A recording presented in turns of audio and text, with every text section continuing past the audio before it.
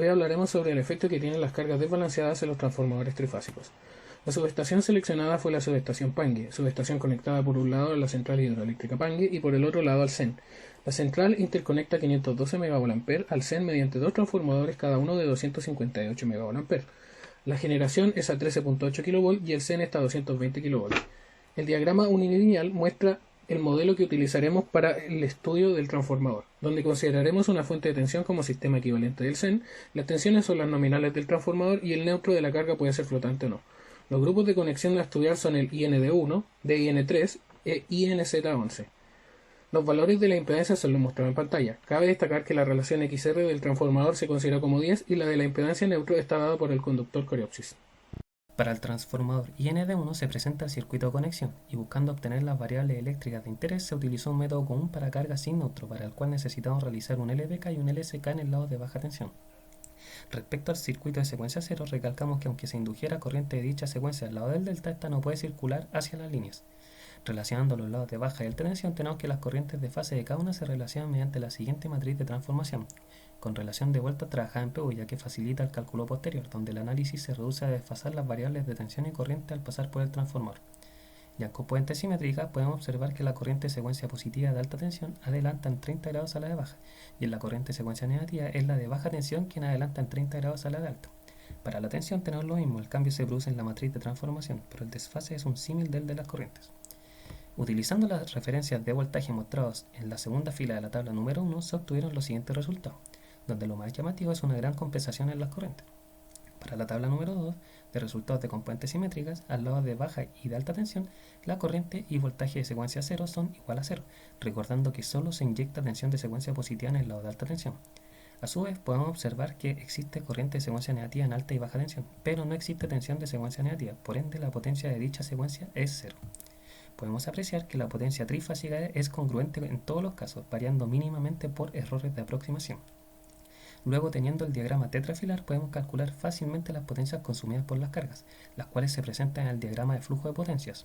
A su vez, como conocemos la impedancia del transformador, podemos obtener las pérdidas generadas por el cobre y la rama magnetizante, que a priori podemos decir que son bajas comparadas con otros transformadores. En aspectos generales, los desequilibrios de las cargas secundarias quedan compensadas en las tres fases del primario. Además, al no tener la posibilidad de acceder a un neutro secundario para redes de distribución, no podrá conectarse a una tierra de seguridad. Por dichas condiciones, este tipo de trafo es de uso muy diverso, por ejemplo como reductor de tensión al final de las líneas. Bueno, acá podemos apreciar el transformador de N3, el cual cuenta con un secundario con neutro, unido al transformador mediante una impedancia ZN. Como es sabido, la conexión del transformador es la que determina el desplazamiento angular entre el voltaje primario y el secundario. Por lo tanto, para este grupo de conexión, el desplazamiento angular es de 90 grados, el cual se puede apreciar tanto en la matriz de transformación de la corriente como de la tensión. Matrices que fueron obtenidas utilizando las leyes de Kirchhoff, las cuales se pueden visualizar en pantalla, donde el ángulo de desfase se mantiene para las componentes de secuencia positiva y se invierte para las componentes de secuencia negativa. Acá se puede apreciar las corrientes en secuencia para el lado de baja tensión del transformador, donde debido a la presencia del neutro se produjo corrientes de secuencia cero. Se obtuvieron las siguientes tensiones de secuencia, donde se aprecia cómo la tensión a secuencia 0 y secuencia negativa presentan un valor nulo, debido a que el sistema se encuentra en secuencia positiva, lo cual de cierta forma elimina la influencia de las demás componentes. En el diagrama 7 se aprecia el circuito correspondiente a la secuencia 0, la cual explica gráficamente cómo la corriente de secuencia 0 no es capaz de reflejarse al lado de alta tensión, debido a que ésta cuenta con un devanado delta que las atrapa. En estas tablas se puede apreciar la corriente, tensión y potencia, tanto de fase como de secuencia, donde se destaca la corriente nula de secuencia 0 en el lado de alta tensión, debido al delta, la igualdad de potencia trifásica entre las fases de alta y baja tensión, y la nula potencia tanto de secuencia 0 como de secuencia negativa, en el lado de baja y alta tensión. A continuación se aprecia un diagrama de flujo de potencia, donde las flechas verdes indican la potencia entrando al sistema y las rojas saliendo del mismo, donde las pérdidas del transformador se deben a la impedancia del mismo y a la consumida por las cargas desbalanceadas conectadas en el lado de baja tensión. El transformador INZN11 posee la configuración mostrada en pantalla. Esta indica que la tensión de alta adelanta la de baja en 330 grados. Asumiendo que están balanceadas las bobinas del secundario, se obtiene la relación de transformación de tensiones entre alta y baja. Aplicando el teorema de Fortescue, se obtiene la relación de transformación entre las componentes de secuencia de tensión entre alta y baja, apreciando que las tensiones de secuencia positiva y negativa se desfasan de acuerdo al grupo de conexión. y el transformador para la secuencia 0 se comporta como aislante de un lado al otro. Utilizando ley de Ampère en cada pierna y aplicando la igualdad entre las conexiones galvánicas existentes entre cada fase, se llega a la relación de transformación de corrientes mostrada en pantalla. Aplicando teorema de Fortescue se obtiene la relación de transformación de corrientes en componentes de secuencia, donde se aprecia que no se inducen corrientes de secuencia 0 entre devanados de alta y baja del transformador debido a la conexión zigzag, pero que la presencia de neutrones en ambos lados sí permite la circulación de esta, por lo que el modelo a secuencia 0 del transformador es el que se presenta en pantalla, considerando pérdidas magnéticas por cierre del flujo a través del aire debido a lo anteriormente descrito. La resolución de este circuito es exactamente igual que el presentado en DIN3, pero presentará las corrientes en el lado de alta en otro orden, debido al grupo de conexión, como se muestra en pantalla. Respecto al flujo de potencia, se puede apreciar lo mismo que lo descrito en el transformador de IN3, salvo que si se presentan condiciones de desbalance desde el lado de alta, sí se pueden ver corrientes de secuencia 0 en ese lado, lo cual puede saturar el núcleo ferromagnético. Cabe destacar que todo el análisis se hizo considerando que el número de vueltas de las bobinas del zigzag son homogéneas. En caso contrario, se puede presentar inducción de corrientes de secuencia 0 entre el lado de alta y baja del transformador. A modo de resumir los resultados obtenidos, presentamos diversas tablas para comparar tensiones, corrientes y potencias en las distintas conexiones estudiadas. Dado que se analiza cada fase, los valores base se consideran como tensión de línea neutro, corriente de fase y potencia monofásica. En primer lugar, se muestran las tensiones a ambos lados del transformador. Tal como se observa aquí, se utilizó la fase A del lado de baja tensión como referencia, es decir, con tensión 1 ángulo 0, y las fases B y C con retrasos de 120 y 240 grados respectivamente.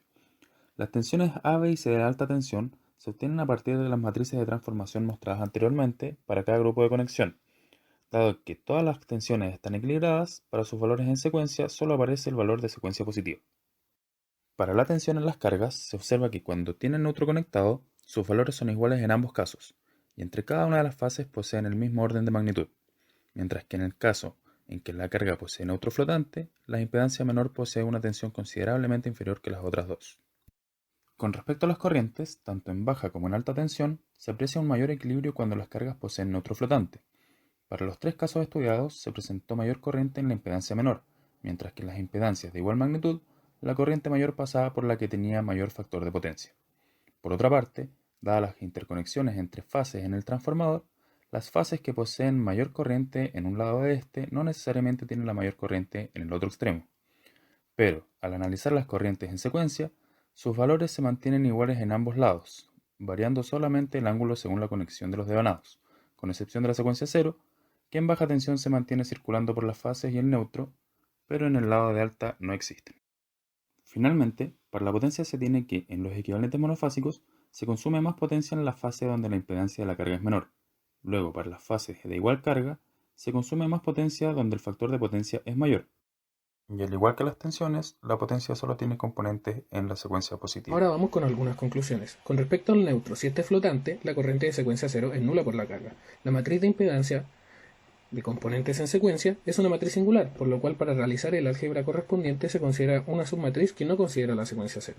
Al no poseer corriente de secuencia 0, la corriente total en magnitud que pasa por la fase con menor carga asociada es menor que en los casos con neutro conectado.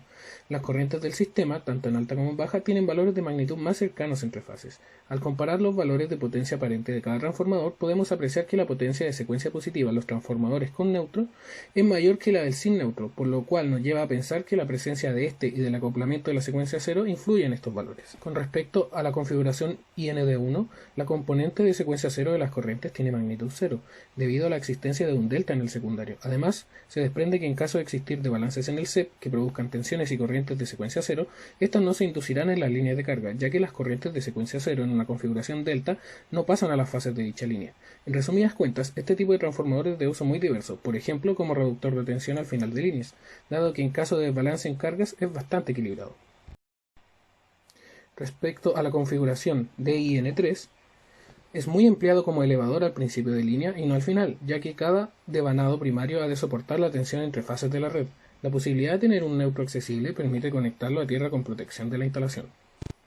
Y respecto a la última conexión, si una fase funciona defectuosa, las dos fases restantes pueden funcionar correctamente, convirtiéndose en una transformación monofásica, suministrando a una carga de menor potencia que la potencia nominal trifásica.